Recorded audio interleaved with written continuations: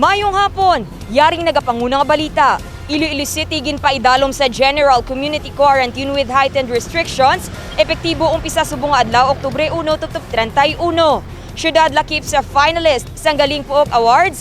Kag Kesha Pornam Ramachandran, ginpabilib ang mga Ilonggo fans sa natapos nga Miss Universe Philippines 2021. Syudad sang Iloilo ginpaidalom sa General Community Quarantine with heightened restrictions. Epektibo subong nga adlaw Oktubre 1 tutup 31. Ini ang sandig sa ginpagwa nga pagsulundan gikan sa National Interagency Task Force matapos ang 4 ka bulan nga MECQ, ECQ, MECQ status sang syudad.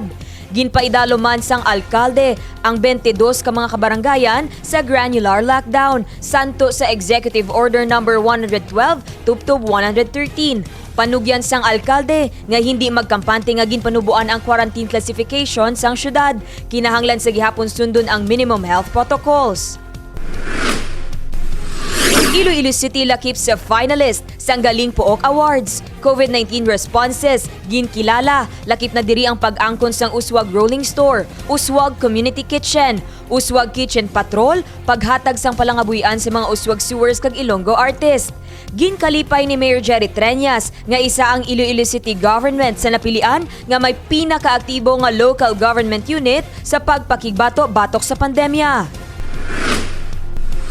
Kesha Pornam Ramachandran, ginpabilib sa gihapon ng mga Ilonggo fans at pisar wala sini nasungkit ang corona sa natapos nga Miss Universe Philippines 2021.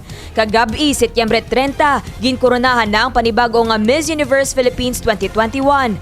Ginkoronahan bilang second runner-up si Steffi Abirasturi sang Cebu Province. First runner-up si Maureen Crista Robel Rich sang Pangasinan City. Miss Universe Philippines Charity si Victoria Velasquez Vincent sang Cavite.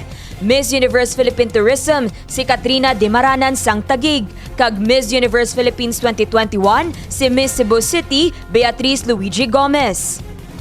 Ang iban nga detalye bantayan karon alas 6 gabi sa Level Up Patrol. Ako si Dane Raffles.